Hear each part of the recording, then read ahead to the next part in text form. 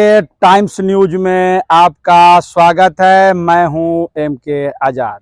आज हम बात करेंगे कि नरेंद्र मोदी जी के साथ में एनडीए के पूर्व घटक साथ क्यों नहीं आना चाह रही है। ऐसी कौन सी परिस्थिति खड़ा हो गई है जो कभी एनडीए के प्रमुख दलों में और प्रमुख भूमिका निभाने वाले भी अब मोदी जी और अमित शाह के साथ आना नहीं चाहते। ये बड़ा महत्वपूर्ण बातें हैं।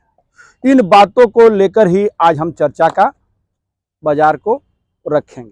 तो सबसे पहले ये जान लीजिए कि कौन कौन सा ऐसा घटक दल है जो पूर्व में भारतीय जनता पार्टी के साथ में यानी एनडीए के घटक दल में महत्वपूर्ण भूमिका निभाई और पूर्ण सहयोगी के बाद भी। तो आज अब देख सकते हैं कि सबसे ज्यादा परेशानी यही घटक दल नरेंद्र मोदी के लिए परेशानी का सबब बनता हुआ दिख रहा है।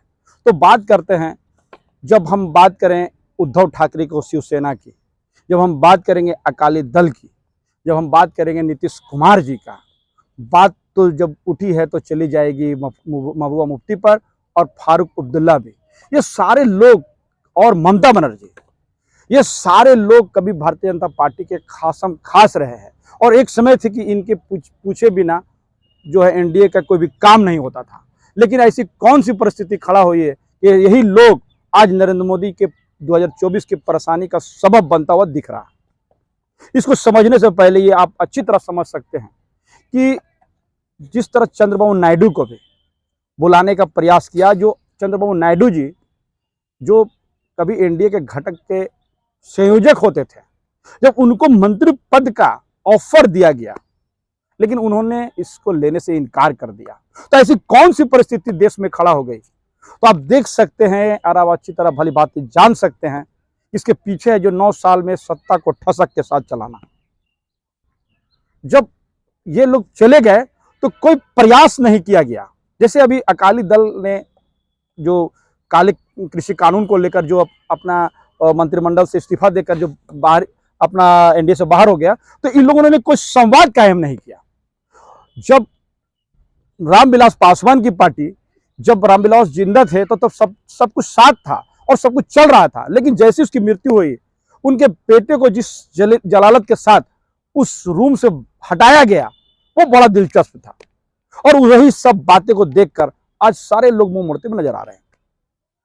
तो बात करिए अकाली दल का। अकाली दल के एक प्रमुख नेता को, उनको भी मंत्रिमंडल में जगह का ऑफर मिला था।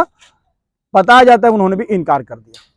जयंत चौधरी को, जो कभी उभी घटक दल में अजीत सिंह का भी कभी एनडीए में उनकी ये सहयोगिता थी, तो वे लोग सारे लोग दिन ब दिन जो है वो लोग एक से एक करके चलते चले गए और आज वो परिस्थिति है कि कोई पूछने वाला नहीं था। तो अब इन लोगों को भी लगने लगा कि सारी कुछ जब परिस्थितियां बदलने लगी, जब राज्य दर राज्य चुनाव नरेंद्र मोदी जी की पार्टी हारने लगी, विश्व की सबसे बड़ी पार्टी कहलाने वाले हारने लगी, तो ये एहसास होने लगा कि अब हमें घटक दल की आवश्यकता होती है। उस वक्त में वही दल अब इनको आंखें तरेने का काम कर रही है। ममता बनर्जी जो वाजपेयी जी सरकार में रेल मंत्री तक रही है और वो सबसे ज्यादा प्रहार करती थी यूपीए के नेताओं का, लेकिन आज वो परिस्थिति खड़ा होगी कि आज ममता बनर्जी को खुद लगने लगा कि जितनी ज्यादा मुसीबतें उनको वाम दलों ने खड़ा नहीं किया, उससे ज्यादा परेशानी भारतीय जनता पार्टी ने उसके लिए खड़ा कर दी। आज उद्धव ठाकरे को लगने लगा कि जितना परेशानी उनको अब उनके साथ रह के झेलना पड़ा, आज उनके साथ हटने से उनको उतना आराम महसूस हो रहा है। तभी तो उन्होंने क्या किया, बीजेपी को तलाक तलाक कह के अगाड़ी महागाड़ी विकास बना के वहां पर सत्तारूढ़ हुई। ये सारी बातें तो भारतीय जनता पार्टी ने वो चालें चली शुरुआती दौर में, जब बंगाल में उनके लिए जमीन नहीं मिल रही थी, तो ममता बनर्जी के साये तले उन्होंने वहां पर विस्तार किया और विस्तार करते करते वो विस्तार कर दी कि आज वही ममता बनर्जी को लगने लगा कि आज सबसे ज्यादा प्रमुख जो है उनके प्रतिद्वंदी में भारतीय जनता पार्टी है। यही है भारतीय जनता पार्टी की असलियत, यही है भारतीय जनता पार्टी के अंदर का चेहरा। जो बात कर रहे थे ना नरेंद्र मोदी जी, एक चेहरे पे कई चेहरे लगा लेते हैं, ये सारी बातें जो वो बोलते हैं ना, वो सब अपने लिए है। वो अपने ही लोगों, अपना ही जो जो कर रहे हैं उसी को वो दूसरों पर जो है ढालकर वो अपनी बात को बताना चाहते हैं। तो ममता बनर्जी को भी एहसास हो गया कि वो जब राज्य में पांव पसारती है तो अपने वहां के जो प्रमुख या छोटे दलों का सहयोग लेकर पांव पसारती है। और अचानक अपने आप को जब उन्होंने 303 का जो आंकड़ा मिल गया तो वो इस तरह भाव विभोर हो गया और इस तरह से ठसक करने लगा कि मानो सारा कुछ उन्हीं का किया हुआ है, सारा कुछ आरएसएस के जमीन के नीचे तैयार हुआ है। यही बात उद्धव ठाकरे के लिए भी है और नीतीश कुमार के लिए भी। याद कीजिए, बिहार में लालू प्रसाद यादव के उदय के बाद जब भारतीय जनता पार्टी को आरजेडी के तरफ से लगातार चुनौती मिलते चला गया और कोई हवा पानी मिलता हुआ नजर नहीं आ रहा, यानी उनकी जो भूमि है वो बंजर नजर आने लगी, तो उन्होंने नीतीश कुमार का साथ लिया। और नीतीश कुमार का साथ का ही परिणाम है कि बिहार में भारतीय जनता पार्टी की जो नींव है वो मजबूत हुई। और मजबूत होने के बाद नीतीश कुमार को लगने लगा कि कहीं ऐसा ना हो कि हम ही कमजोर हो जाए। और उनकी रणनीति भी अचानक बदली नहीं।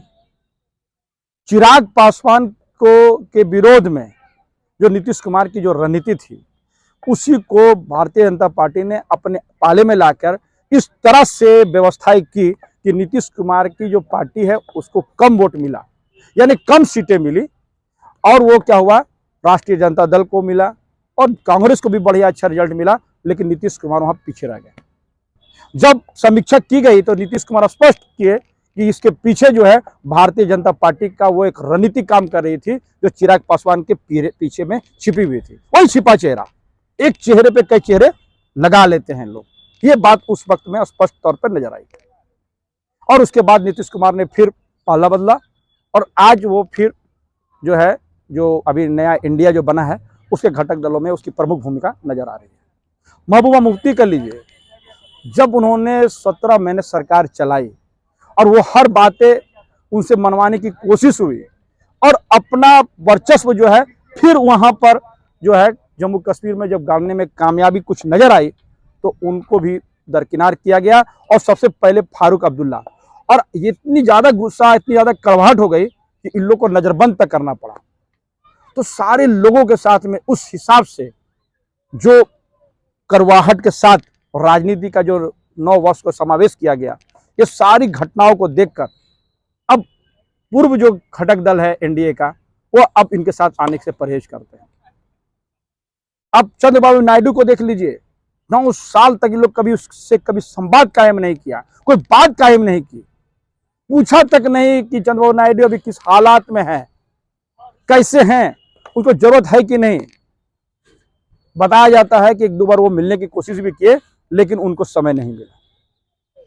ये सारी बातें अब जो है सारे घटक दल जैसे ममता बनर्जी, नीतीश कुमार, उद्धव ठाकरे, फारूक अब्दुल्ला, आपका महबूबा मुफ्ती, ये सारे घटक दल सब लोग अब एक जान चुके हैं कि भारतीय जनता पार्टी सिर्फ वोट बैंक की राजनीति की वजह से हम लोगों को इस्तेमाल करती है।